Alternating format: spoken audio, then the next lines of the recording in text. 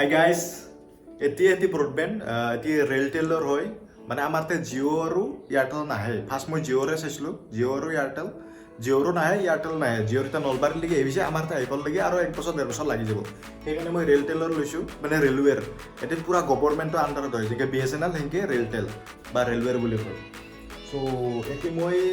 আজি 4 দিনমান আগতে এপ্লাই কৰিছিলোঁ কিন্তু আহিব নাছিল মানে যোনে এটি প্ৰভাইডাৰ লৈছে তেখেতৰ কিবা অলপ বেমাৰ হৈছে তাতে দিয়া নাছিল নহ'লেতো এটি একেদিনাই আহে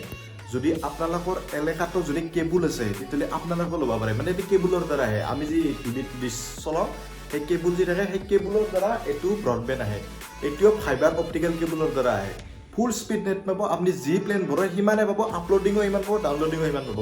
চ' মই এটি ৰাউটাৰৰ স্পীড টেষ্টটো দেখাই দি আছোঁ কি হয় আৰু মই কিমানৰ প্লেন ভৰাইছোঁ এইটোও কৈ আছোঁ আৰু এতিয়া মোৰ লংটে প্ৰথমে 4,000 টকা লৈছে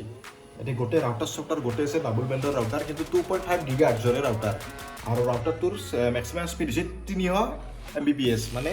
মই 300 Mbps প্লেনলৈকে ৰিচাৰ্জ কৰিলে এইটো ৰাউটাৰে ছাপোৰ্ট কৰিব আৰু ডাবল বেণ্ডৰ হয় দুটা 2.5 আৰু ইয়াৰ যিটো প্লেন ভৰাইছোঁ মই সেই 20 Mbps ভৰাইছোঁ যিটো 700 টকাৰ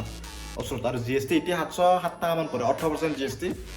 আনলিমিটেড পাব একমাহ আনলিমিটেড আপনি ডাটা ইউজ কৰা একো নাই ডাউনলোডো আনলিমিটেড আপলোডিঙো আনলিমিটেড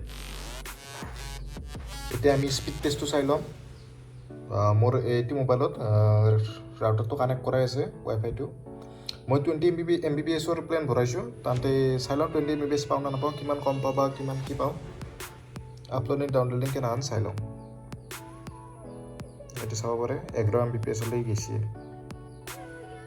মোৰ বেলেগ ডিভাইচো কানেক্ট হৈ আছে তাতে এইটো 12 Mbps আছে বৰ্তমান নহ'লে এইটো প্ৰায় 18-19 Mbps লৈকে থাকে আপলোডিং ডাউনলোডিং দুয়োটা এইটো আপলোডিং এইটো 15 Mbps আছে বৰ্তমান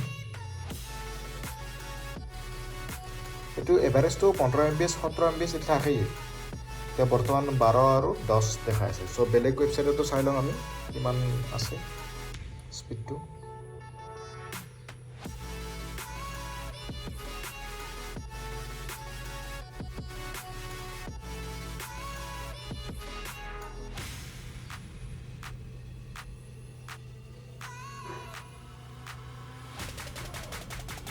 $20 MS আছে চাই লগতে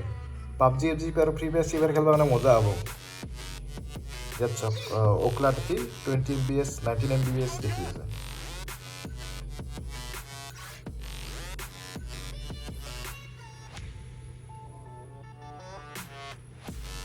আৰু এটা আছে ৱেবছাইট সেইটোতো আমি চাই ল'ম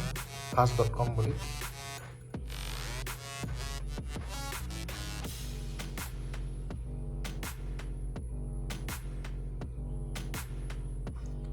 fast.com চাই লওক 26-27 আছে এইটো ডাউনলোডিং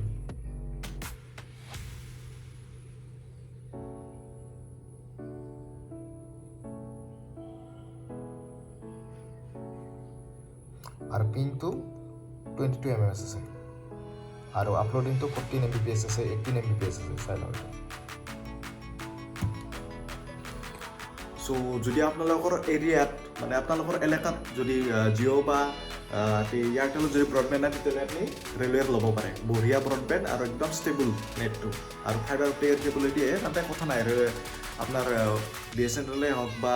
জিঅ'য়ে হওক বা এয়াৰটেলে হওক যিহেতু ফাইবাৰ অপটিকেল কেবলৰ দ্বাৰা নেটটো আহে তেতিয়াহ'লে চবতে নেটটো আপুনি একেই হ'ব জাষ্ট একেই লগত ৰিচাৰ্জটো বেছি হয় জিঅ' আৰু এয়াৰটেলতছে অলপমান বেছি হয় এতিয়া ৰিচাৰ্জটো প্লেনত চ' আশা কৰোঁ ভিডিঅ'টো চাই নিশ্চয় ভাল পাইছে যদি ভাল পাইছে লাইক এটাও কৰি দিব আৰু চেনেলটো যদি নতুনকৈ চাইছে ছাবস্ক্ৰাইব কৰিব নাপাহৰিব আজিলৈ ইমানে থেংক ইউ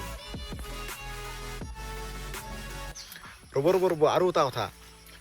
মানে ঘৰত অলপ হাল্লা হৈ আছিল না তাতে ঘৰত আৰু ভিডিঅ' কৰা নাই এতিয়া বাহিৰত হ'লে এই ভিডিঅ' কৰিছোঁ মানে লাজো লাগে বাহিৰা মানুহ চানুহ আছে মিস্ত্ৰী কাম কৰিছে ঘৰৰ চাওক যদি আপোনালোকৰ এলেকাত এয়াৰটেল বা জিঅ' আছে তেতিয়াহ'লে আপুনি এয়াৰটেল বা জিঅ'ৰ ব্ৰডবেণ্ড লওক আৰু যদি একোৱেই নাই তেতিয়াহ'লে আপুনি ৰেলটেল মানে ৰেলৱেৰ এইটো লওক এই ব্ৰডবেণ্ডটো আপোনালোকৰ এলেকাত যোনে মানে কেবুল দিয়ে না সিয়ে প্ৰভাইড কৰিব আপুনি জাষ্ট ইয়াৰ লগত যোগাযোগ কৰিলে হ'ল একেদিনাই আহি সি দি যাব ৰাউটাৰ চাউটাৰ সৈতে গোটেই কানেকশ্যন দি যাব গোটেই কানেকশ্যনটোৰ দাম হৈছে 4,000 টকা আৰু তাৰে ওপৰত আপুনি যি প্লেন ভৰাই সেইটো প্লেন এক্সট্ৰা তাতে GST 18% হ'ব মই 20 Mbps ভৰাওঁতে মোৰ 7 টকামান হৈছে 7 টকাটো দিয়া নাই আৰু সেয়ে চ' যদি পাবজি আৰু ফ্ৰী ফায়াৰ খেলিব মন আছে না পাবজিটো বেন দিছিল আৰু আহি আছে 18 তাৰিখে আহিব চ' জল্দি এটি লৈ লওক এম এছ পূৰা কম আহিব একদম 20 এম এছৰ পৰা 25 এম এছ 30 এম এছৰ ভিতৰত আহি যাব একদম স্মুথ চলে একদম অলপ লেগ চেক নাই পিং বঢ়িয়া মজা পিং চকাৰ পঢ়া-পাতি শেষ কৰি আৰু চাকৰি তাকৰি এখন নাই কি কৰি আছোঁ ছাগাল টান পাইছোঁ ছাগাল নিব লাগে ঘৰত লকডাউন তাতে আৰু কৰোণা একো খোলাই নাই পোষ্ট চোষ্ট ছাগালে টানা আৰু কি আৰু ছাগালে টানি থাকিব লাগিব আৰু এই গতি